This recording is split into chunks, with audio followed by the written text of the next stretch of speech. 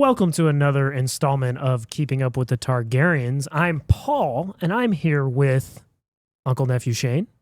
Hi. Welcome back. His pyramid is creeping into the shot once again. Oh, sorry. Let me put this down here. Excuse me. Brother Marcus. Hey.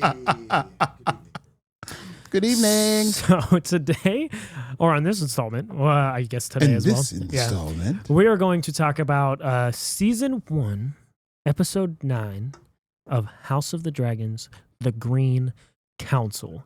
I'm going to start with...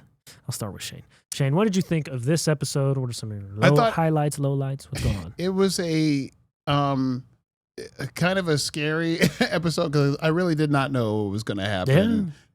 Once the king finally passed, and he passes away just at the very end of the episode before it. Yeah, so you don't see what happens yet. The Green Council is literally just getting together as fast as they possibly can to try to, hey, all right, let's get everybody in place because Otto Hightowers had this vision in his head for as long as he can remember. For God's sakes, you know how he is. But it is an amazing episode to watch. How quickly he wants everything to work out and how horribly devastated Alicent is, but she cannot really, she barely has time to grieve before, she is thrown into this thing where Otto is launching everything for Aegon to be king immediately. But I just thought it was a really great episode, like really amazing, once again, beautifully acted episode by all the parties involved. Right. But my goodness, what did you think of this? How did you think before we... So this was one of the episodes I didn't watch until more recently because I kind of fell off the show around episode 5 when it was originally coming out. Not for lack of quality, just, I don't know, lack of interest, lack of time. True. But this episode is one on a rewatch, is one of the episodes, or not a rewatch, excuse me, of when I finally started catching up. That really hooked me. I was like, oh, this... Yeah, what do you call that? Penultimate. Penultimate. The penultimate episode, which is Latin for second to last. Oh, that's great. It sounds a lot more epic than that, but it's just a second to last. Second to last. But I think it set things up really well for the finale, which is phenomenal. The second episode, or the season finale is incredible, and it has this episode to thank for it. I think we talked about this a little bit on the live show this past week. The scene where Meleys and Rhaenys, I don't know, where they break out of the floor from underneath during Aegon's coronation. Yeah. That doesn't happen in the book. She's not there. The coronation goes off without a hitch. And I think that's a really great addition to this episode because otherwise this episode could feel a little stale. Like there wasn't that big kind of epic moment, which we may not have been lacking in something else that came out recently. It was just really fun to see that happen and to see kind of the cards get dealt and see where everyone lay and see everyone's plans finally kind of kick into action. Getting burned and this claims are getting thrown out and this and that. Yeah, and yes, it's phenomenal. Yeah. It's well acted. It's well shot. It's some of the best television that you can watch, like straight up. Yeah, and I'm not a big Game of Thrones, House of the Dragon guy until maybe this show. And you knew at that point, especially after that ending, that lines have been drawn. Now it's official. Lines have been drawn. Everything we've seen up to this point is just fodder and kind of drama. But this, sides are being formed. We have reached the boiling point. We have reached the boiling point, and there's no going back now. So they were just all waiting for Viserys to die, and that was it. And then when you see like everyone being all sneaky, kind of like stuff, I'm just like, wow, okay, the sneakiness, the sneakiness. Everyone's being kind of imprisoned on the side, held off, not informed. Yeah. You're kind of like, something's not right here. And when what's his name? The simp. What's his name? The one who Kristen Cole. That's the one. Yeah. when he kills the guy, Yeah, he's a simp. I don't like simps. Yeah. Listen, once again. Yeah. I've said this before about Sir Kristen Cole. People just want him to die. Yeah, he's a piece for one reason or another, man. Paul. They just want this character to die. Paul's like, he's all right. He's all right. I don't hate this He's fine. But like when he killed that guy at the table, I was just like, well, you stepped dirty. way over your. He's you're dirty. You're way above your pay grade to do that. That's what I'm saying. Like, yeah, he's your dirty. Lord Commander should have sliced your head right Absolutely. there without question. Like, not even we're not take your no. Swoop. Just like Damon did with what's his name? Vayman. Yeah. It should have been like that. It shouldn't have been without question. Like, no, you do not touch anyone at this high table at all. You're to guard them. Agreed. But you don't get to touch. Yeah. So he stepped way out of that. Way So that over left his me in a bounds. very bad mood. I'm like, wait a minute. No. But yeah, great episode. I loved definitely how it ended, but with the dragon and everything. Yeah, I was like, yes, she's gonna let Rhaenyra know what's up. And that gave us a glimpse to what the effects of the dragons really are going to look like. Why they don't want them to get involved. Yeah, Right. I mean, like it Which really plagues the second season a lot. Yeah. Not necessarily in a bad way. Yeah, stealing people's dragons and stuff. Oh yeah. But it just really shows you what Grand they can Theft Dragon. do. GTD. Right. GTD, baby. Nice dragon. Check it in, punk. Hey, hi. Check But it in, it just shows you how beautifully done that they've made the dragons look. Like they know the dragons are the high point of this show. They're why we're tuning in. Yeah, and why we're specifically tuning in to see them and what they can do.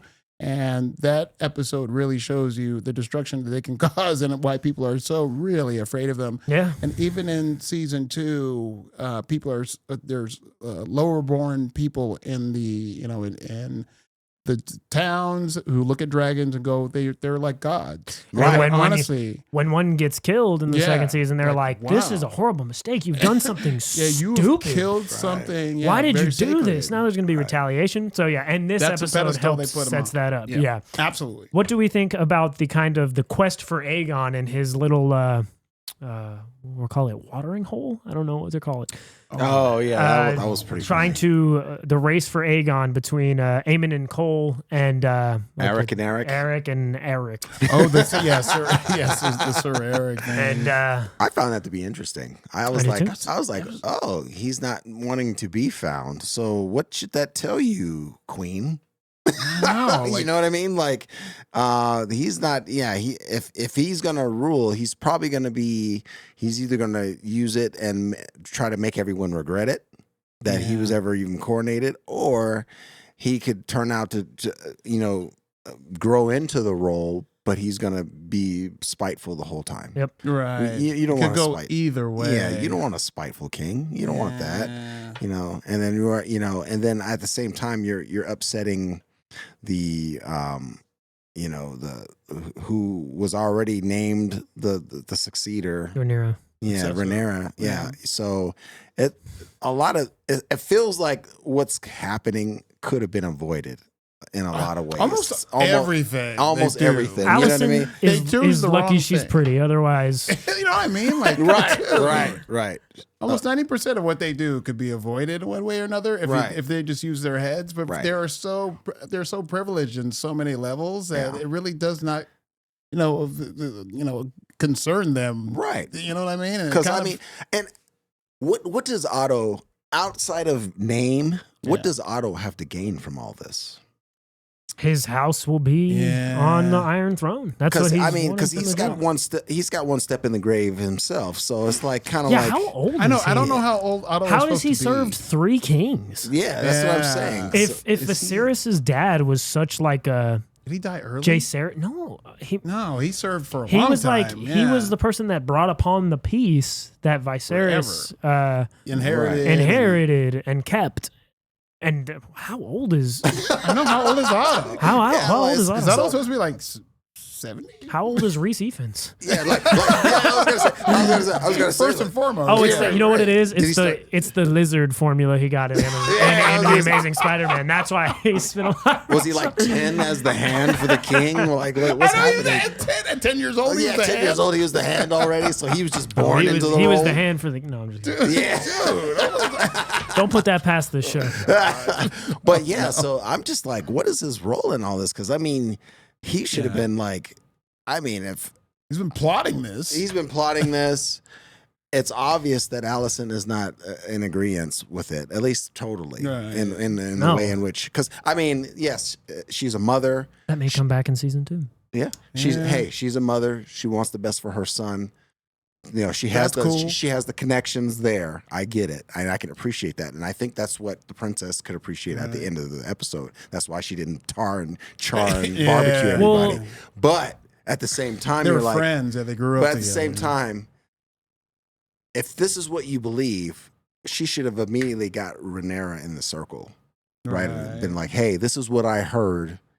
We're friends. Let's talk about this. This is what I heard. And then who knows, that the air could have probably been cleared. You know, it would have been like, yeah, he was probably delusional. He was on his way out. He's probably thinking he was talking to you. We already heard him in front of the court. Steadfast. His His whole life. right. So But He thought he was talking to Rhaenyra, right. telling him about the dream, and Allison was like, "Oh, he said Aegon." Aegon. Oh yes. No, shorty, that's not Right. What are you? What are you That's doing? not what. What are you doing? You know, he was a nut that talked about the past and about all these things that, you know, About a dream. about a dream and whatnot. You know, he was crazy. He was all kind of crazy at the end. Like, he's old. Right. He's But missing an eye. I think the him and Aemon.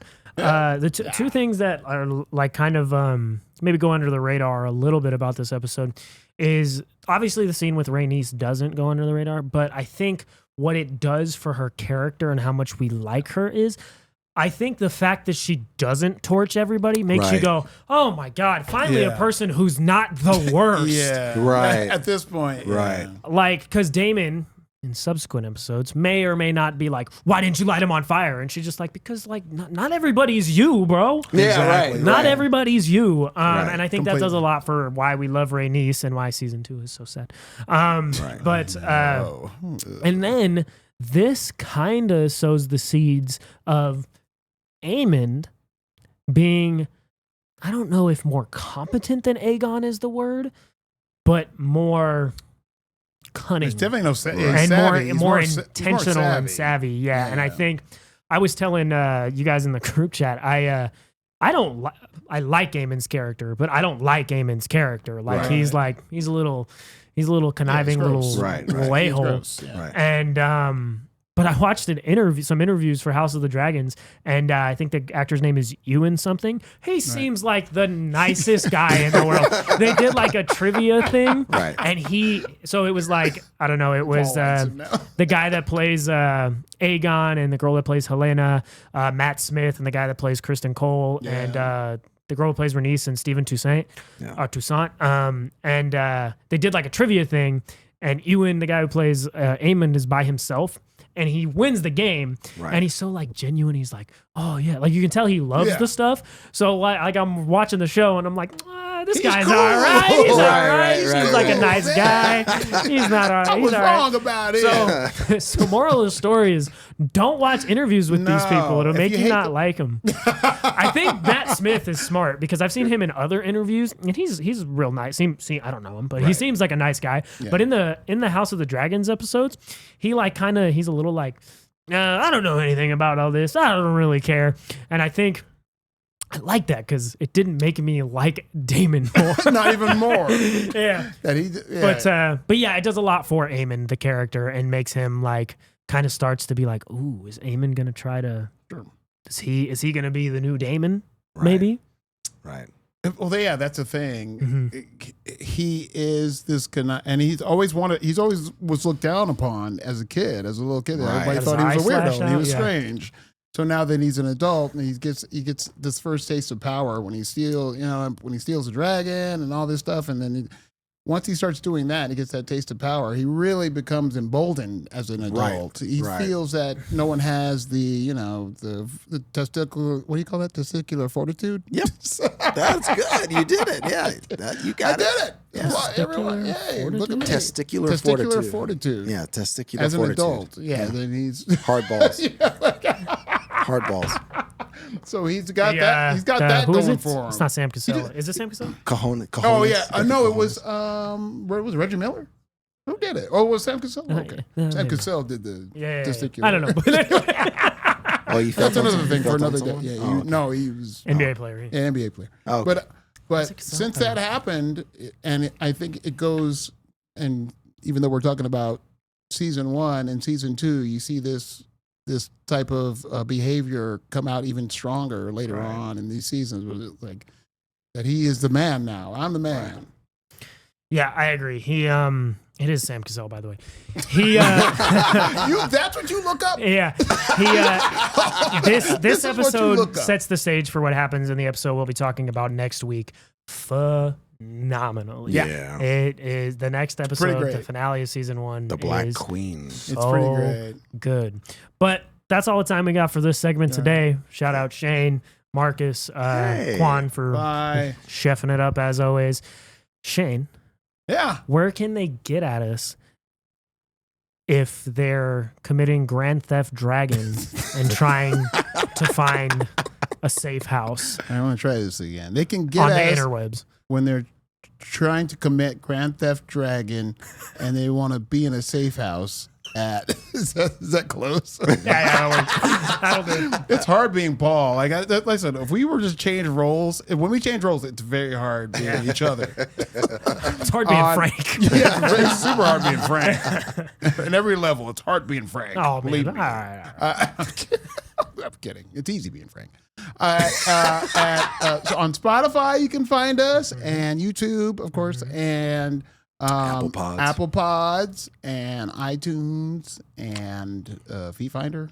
The Feet Finder, the the Finder of the Feets, and what TikTok. else? TikTok. I forgot about TikTok, TikTok. Instagram, and Flea Flu and Schmur. All right. And Flea Flu and Schmur, yeah. That's good enough. Thank you, Shane, for that. Thank you, Marcus. Have a good night, everybody. We'll see you next time. I love you guys. See you next time. That was great. That went incredibly.